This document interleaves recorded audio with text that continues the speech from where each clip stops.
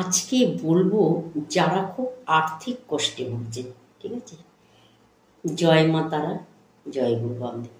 আশা করি সবাই ভালো আছেন, সুস্থ আছেন। কারণ আপনাদের ভালো থাকার, সুস্থ থাকার নিয়েই কিন্তু আপনাদের কাছে আমার পৌঁছে যাওয়া।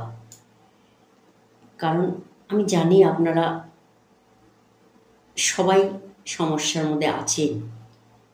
দেখুন, আর্থিক কষ্ট এমন একটি কষ্ট, দিনের পর দিন কিন্তু আর্থিকের খরচার জায়গাটা কিন্তু দিন দিন বাড়ছে। দিন দিন যত খরচার রাস্তা বাড়ছে, আর্থিকের সমস্যাটাও কিন্তু তার সাথে সাথে কিন্তু বাড়ছে। তা সেই ক্ষেত্রে কি করবেন আজকে আমি অবশ্যই জানাবো। তার আগে বলবো চ্যানেলটি সাবস্ক্রাইব করবেন, প্রতিদিনের মতো সাবস্ক্রাইব করবেন আপনারা যারা নতুন দর্শক আছেন, তাহলে আপনাদের কাছে ভিডিওগুলো পৌঁছাবে। কারণ আমি কিন্তু এই ধরনের ভিডিও প্রত্যেক দিন দিয়ে থাকি।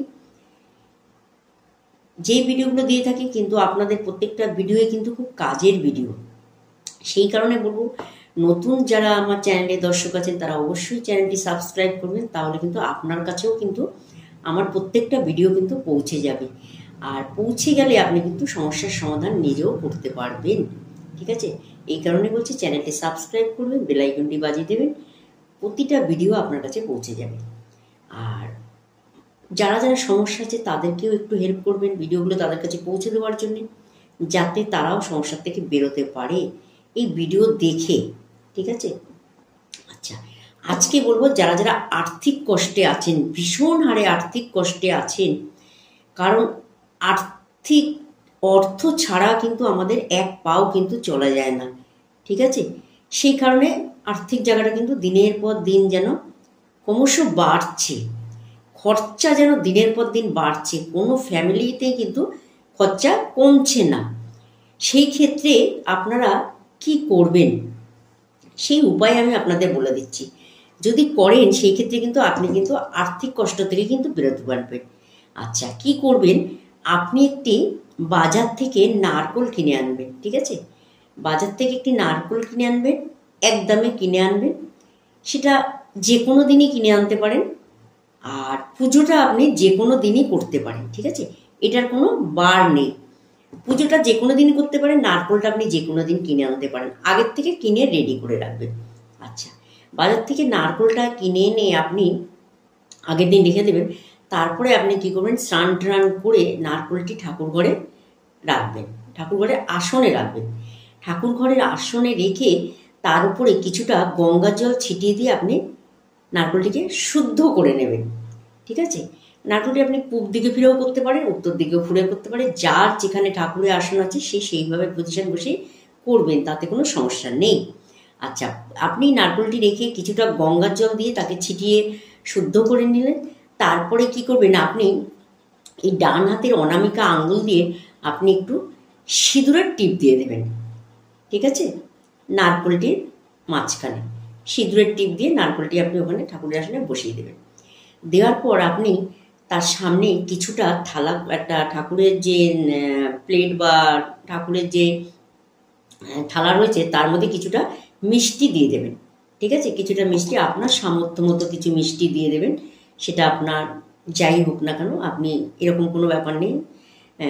দিয়ে আপনি কি করবেন, ধূপ দীপ সব জ্বালাবেন। জ্বালিয়ে আপনি আপনার মনস্কামনা জানিয়ে আপনি এটি পুজো করবেন, ঠিক আছে? নারকোলটিকে ধূপ দ্বীপ জ্বালিয়ে আপনি মনস্কামনা জানিয়ে পুজো করবেন। আচ্ছা, পুজোটা আপনি সকালেও করতে পারেন, দুপুরেও করতে পারেন। পুজোটা করা হয়ে গেলে আপনি কি করবেন, সেটি ওখানেই রেখে দেবেন। প্রণাম টুনাম জানিয়ে আপনার আশা মনস্কামনা জানিয়ে আপনি যে আর্থিক কষ্টে ভুগছেন বা আপনি কিছুতেই আর্থিক কষ্ট থেকে বেরোতে পারছেন না, সব কিছু জানাবেন নারকোলের সামনে। জানিয়ে আপনি কি করবেন, নারকোলটি ওইভাবে রেখে দেবেন, ঠিক আছে? আচ্ছা, ঠিক রাত্রিবেলা, ঠিক অন্ধকার হবে সেরকম টাইমে, সেটা আপনি 6টার পর থেকে করবেন। 6টার পর থেকে কিন্তু অন্ধকারটা হয়। সেই রাত্রিবেলা আপনি নারকেলটা নিয়ে গিয়ে কোনো জলাশয় মানে পুকুরে বা নদীতে বা কোনো গঙ্গায় আপনি সেটি একটু কষ্ট করে দিয়ে দেবেন, ঠিক আছে? একটু নিয়ে যাবেন, নিয়ে গিয়ে আপনি গঙ্গায় বা পুকুরে আপনি একটু দিয়ে দেবেন, জলে বিসর্জন দিয়ে দেবেন নারকেলটা, যেই নারকেলটা আপনি পুজো করেছেন বিসর্জন দিয়ে দেবেন, ঠিক আছে?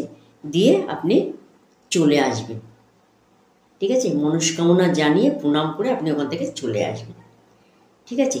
এটি করলে আপনি দেখবেন আপনার কিন্তু দিনে দিনে কিন্তু আর্থিক কষ্টটা কিন্তু কমে যাচ্ছে, বা আপনি কিন্তু সমস্যার থেকে বেরোতে পারছেন, ঠিক আছে? অবশ্যই করবেন। যারা আর্থিক কষ্ট রয়েছেন, আপনার আর্থিকের জন্য আপনার সংসারটা পরিবারটা চালাতে পারছেন না, অবশ্যই করবেন। ভালো থাকতে পারবেন, সুস্থ থাকতে পারবেন, আর্থিক কষ্ট আপনারা থাকবে না। খুব মারাত্মক টোটকা এটা, ঠিক আছে? অবশ্যই করবেন।